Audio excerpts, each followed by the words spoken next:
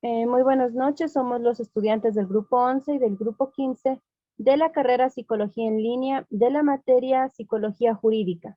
Nosotros vamos a presentar el deber sobre las preguntas situacionales sobre la evaluación del acusado. Vamos a hablar sobre el caso Gabriel Cruz u Operación Nemo, en referencia en España a los sucesos relacionados con la desaparición del niño Gabriel Cruz Ramírez la tarde del 27 de febrero del 2018 en la localidad almeriense de Orticuelas y su inmediato asesinato en la finca familiar próxima a la localidad de Rodalquilar, ambas en el municipio de Níjar, España. El menor de tan solo 8 años de edad desapareció en el trayecto entre la casa de su abuela paterna y la de unos familiares que dista de unos 100 metros, es decir, 30 segundos, siendo su paradero desconocido durante los siguientes 12 días.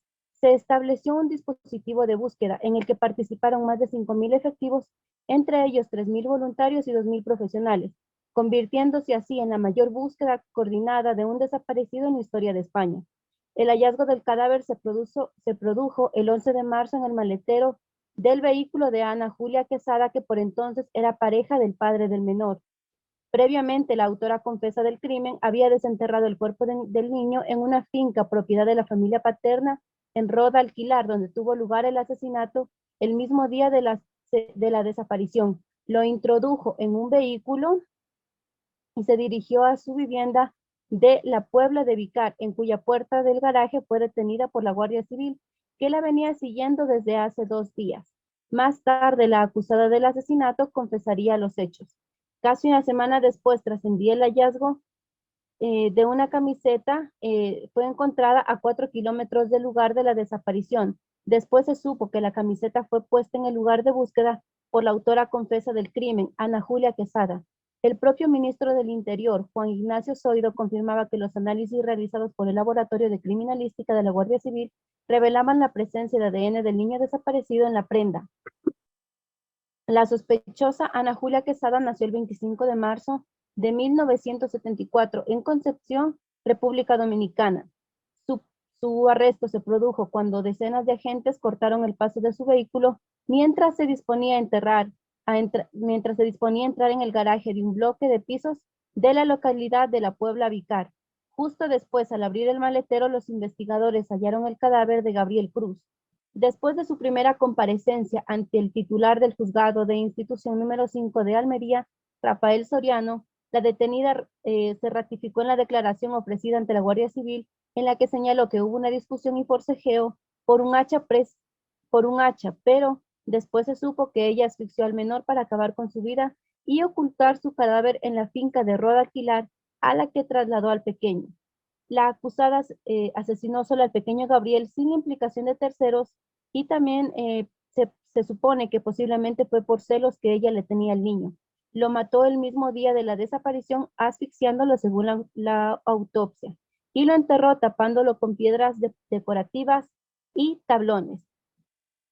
Según la explicación de la Guardia Civil, la camiseta fue un guiño que quiso hacer la acusada por entonces a su pareja para darle esperanzas de que el niño estaba viva. Cerca de, don, cerca de donde se encontró vivía un exnovio de Ana Julia y con toda probabilidad ella pensó que los investigadores se orientarían a sus pesquisas hacia otra persona sin éxito.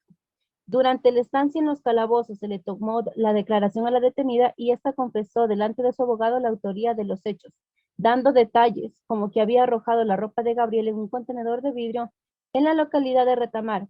Los agentes inspeccionaron el sitio y encontraron todo a excepción de la camiseta. ¿Ya? El 9 de septiembre del 2019 comenzó la audiencia provincial en el juicio por la desaparición y muerte del niño, con una gran expectación y concurrencia de los medios. El fiscal y la acusación particular solicitaron inicialmente prisión permanente, revisable para la autora confesa del crimen. Un jurado popular, formado por 7 mujeres y 2 hombres, leyó el primer día los escritos provisionales de la acusación de la defensa y la exposición inicial del fiscal y los abogados de las partes. El jurado popular consideró la consideró culpable de asesinato con alevosía. La prisión permanente revisable significa un mínimo de 25 años de cárcel que recibió Ana Julia Quesada, siendo la primera mujer condenada a esta pena. Eh, desde que recién podrá en 2044 su situación será revisada. La sentencia también establece que si Quesada sale de prisión, no podrá vivir en Níjar ni acercarse a menos de 500 metros de sus progenitores. El fallo le obliga a pagar 250.000 euros por daños morales y también para hacer frente a los gastos que el Estado español incurrió en la búsqueda del niño, 200.000 euros. Ese es el resumen del caso. Gracias. Doy paso a mi compañera, por favor. Muy buenas noches, compañeros. Bueno, la pregunta que tengo para mi compañero del Rosario, mi compañera del Rosario Noemí, es, supongamos que tienes una entrevista a un testigo en un caso criminal, pero el testigo muestra signos de ansiedad y miedo. ¿Qué estrategia utilizarías para establecer una relación de confianza y obtener información precisa? Buenas noches, compañeros.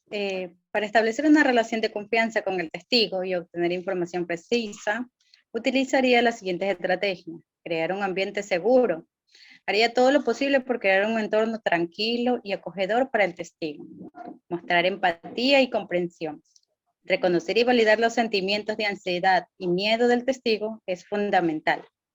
Establecer una comunicación clara. Utilizaría un lenguaje claro, sencillo, para que el testigo pueda comprender fácilmente las preguntas. Y demostrar la escucha activa. Alentaría al testigo a expresar sus preocupaciones y experiencias. Gracias. Esta pregunta es para el compañero García Luis Gabriel. Imagina que eres un psicólogo forense, encargado de evaluar a la acusada en el sistema legal. En ese momento te encuentras en el proceso de evaluación psicológica del acusado.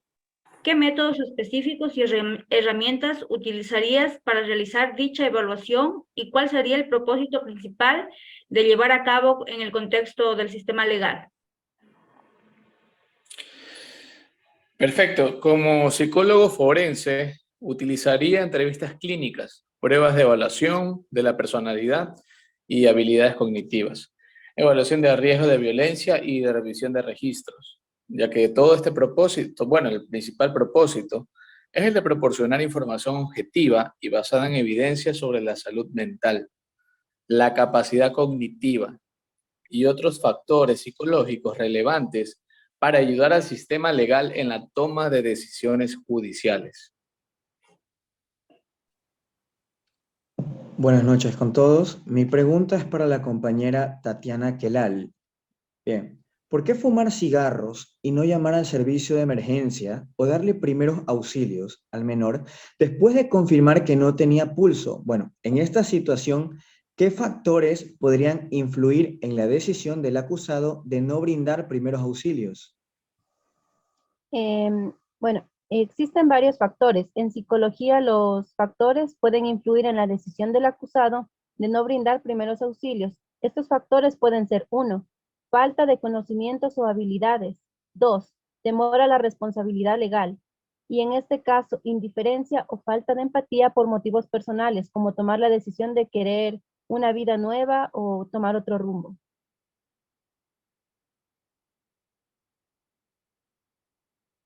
Doy paso a mi compañero para que haga la siguiente pregunta. A mi compañera Connie. Buenas noches, compañeros.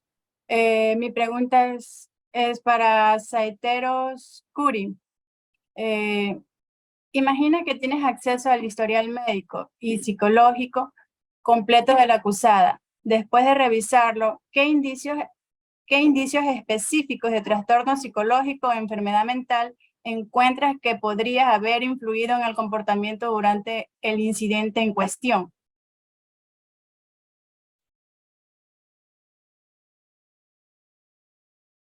Buenas noches, compañeros y compañeras.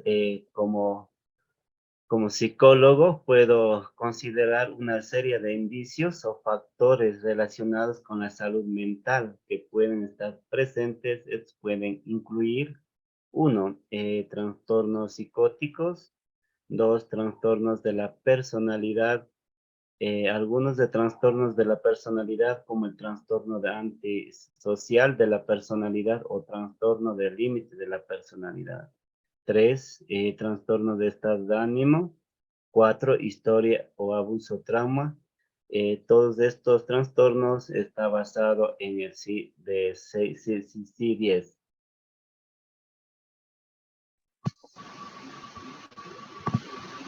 La siguiente pregunta es también para el compañero Curi Santero. ¿Cómo usted llevaría a cabo el proceso de investigación y recopilación de pruebas psicológicas en el caso de Gabriel Cruz?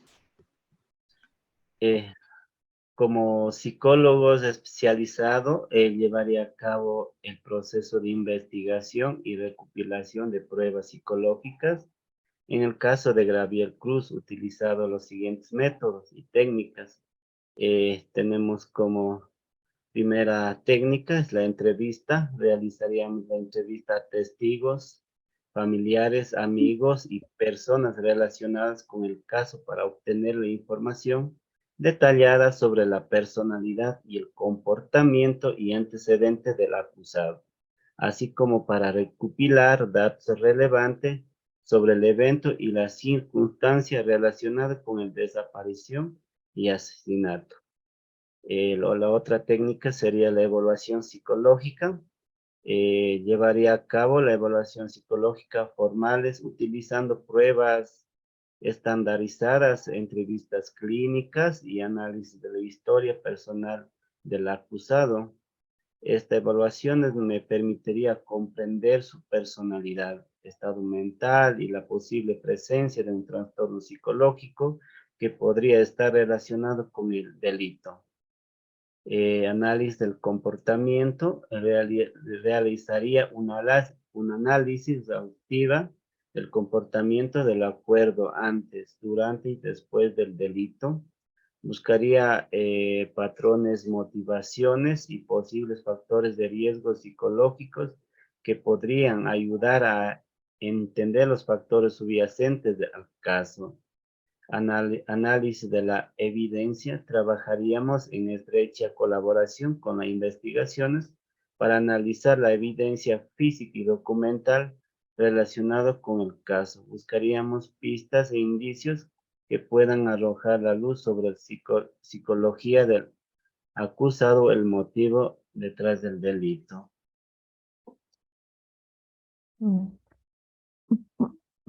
Es todo, compañera.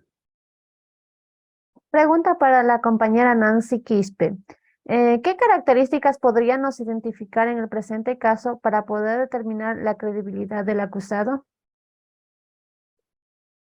Bueno, un análisis de credibilidad del testimonio debe ir unido a la evaluación del daño psicológico de la supuesta víctima para poder realizar un correcto informe psicológico forense que determine si el relato es probablemente cierto o no. Sesgos de respuesta del testigo. Aparente seguridad del testigo, importante en los careos. Prestigio social o económico. Extroversión, sujeto, habladores, gesticulantes, amistosos. Aptitud de relajación. La ansiedad se equipara a menor credibilidad. Contacto ocular con quien interroga, un lenguaje con descripciones vividas. No responder preguntas trucadas en el interrogatorio. Las pausas valorativas tras una respuesta favorable a sus intereses. Presentar los errores de la declaración como intentos conscientes de ocultación o tergiversión. Utilización de un lenguaje que se victimiza en cada relato que cuenta. Exageración al contar lo que pasa. Dramatización gesticular. Desconexión, respuesta, comportamiento. Tocarse la cara. Están a la defensa. Describen los hechos con sencillez y exageración o exageración. A continuación, mi compañero. Buenas noches. La siguiente pregunta es para Luis Gabriel García Chacón. La pregunta es, imagina que tienes que evaluar a un acusado. para determinar si sufre de un trastorno mental que pueda haber influido en su comportamiento delictivo. ¿Qué preguntas claves harías para obtener información relevante sobre su estado mental y su historia clínica? Sufre un trastorno mental que pueda haber influido en su comportamiento delictivo, se realizaría una serie de preguntas clave para obtener información relevante sobre su estado mental y su historia clínica. Algunas de estas preguntas podrían incluir si ha experimentado alguna vez síntomas o diagnósticos de trastornos mentales, como depresión, ansiedad, trastorno de conducta alimentaria o trastornos de la personalidad. ¿Ha recibido anteriormente tratamiento psiquiátrico o psicológico? Si es así, ¿cuál fue la naturaleza de ese tratamiento y cómo ha respondido a él? Ya que existen antecedentes familiares de trastornos mentales o enfermedades psiquiátricas. ¿Alguien en su familia seguramente ha tenido problemas de salud mental?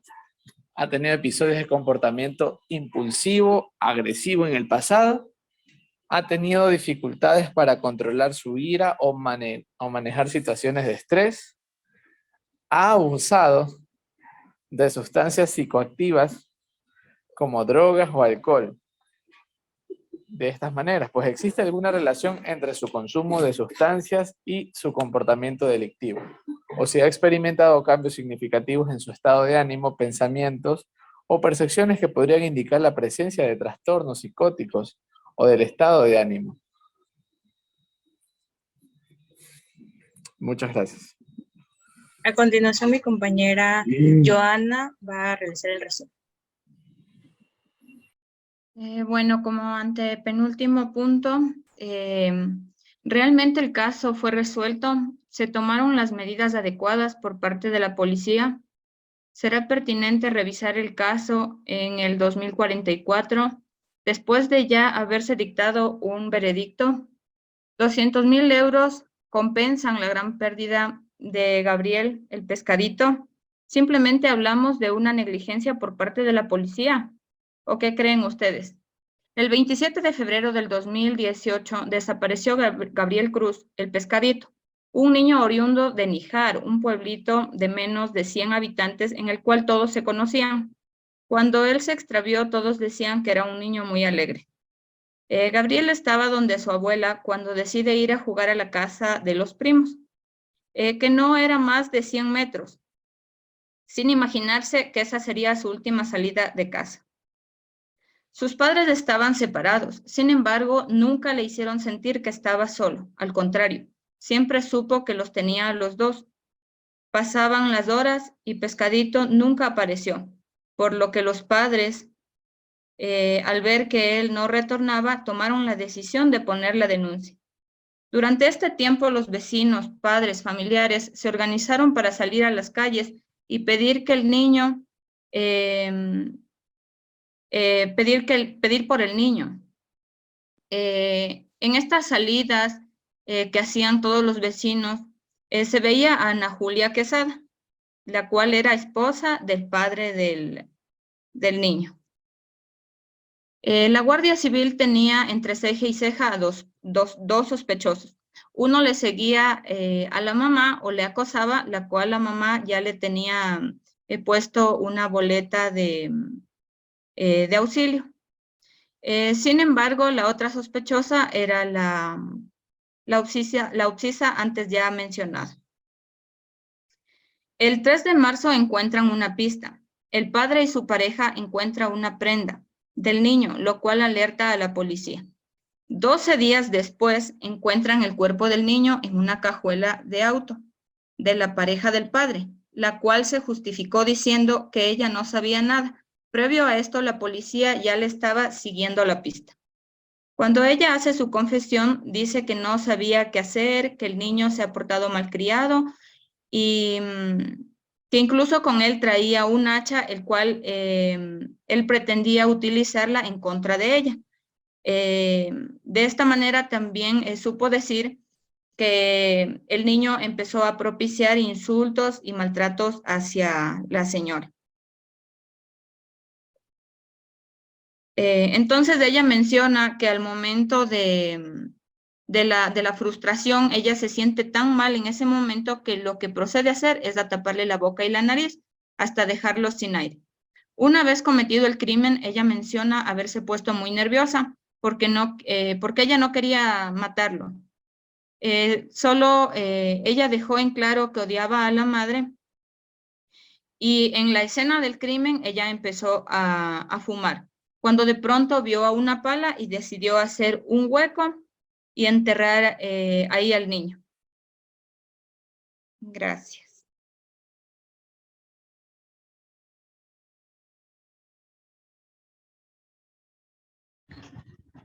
Y podemos verificar en este caso específicamente, la perpetuadora del crimen lo que buscaba era de alguna manera poder rehacer la vida con la pareja, el padre del niño mencionado de manera popular como Pescadito, y quería rehacer una vida sin quizás la interferencia del niño, lo cual conlleva a que ella tome esta fatídica decisión que resulta con terminar la vida con el niño. En buena hora por la Guardia Nacional, que realizó las respectivas investigaciones e indagaciones, y se pudo dar con el real perpetuador de este crimen, ya que ella, ante las cámaras, ante el público, fingía un dolor e incluso el acompañamiento a su esposo constante en la búsqueda del niño. Eso, gracias. Así es, compañero. En sí, la evaluación psicológica son requerimientos que se usan para despejar dudas del acusado. Bueno, en este caso es la madrastra, que se encontraba mucho más afligida de lo normal, incluso más que la propia madre, captando impresiones no solamente en la policía, ya que el ojo público estaba muy atento a ello, porque fue un caso muy notado, muy sonado.